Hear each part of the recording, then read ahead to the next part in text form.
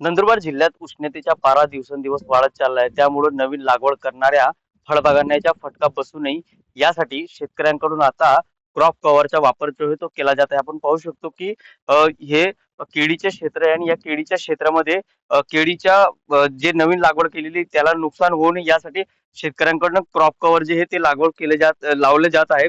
नंदुरबार जिल्ह्यामध्ये उन्हाळ्यामध्ये मोठ्या प्रमाणावरती फळबागांमध्ये पपई आणि केळीची लागवड जी आहे ती केली जात असते.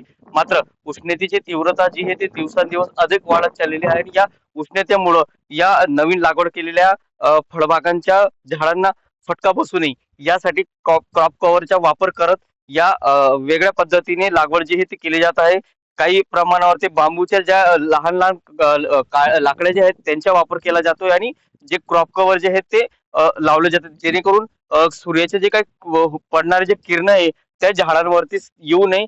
त्यामुळं संरक्षण व्हावे या झाडाचे आणि झाडाची वाढ जी आहे ती लवकरच व्हावी आणि फळ जे आहे ते व्यवस्थित यावं यासाठी शेतकऱ्यांकडनं आता अधिक खर्च करून ही लागवड जी आहे ती केली जात आहे. मात्र गेल्या अनेक वर्षापासून पाहिजे तसा केळीला आणि पपईला भाव मिळत नाही.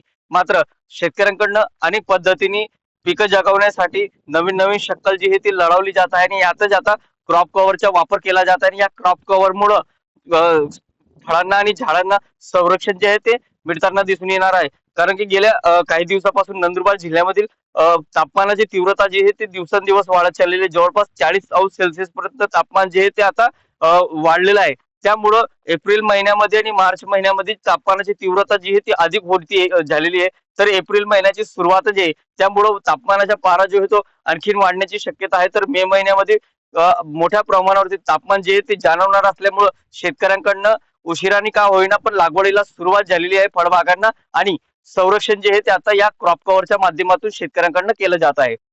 जितेंद्र बैसाने टीव्ही 9 मराठी नंदुरबार.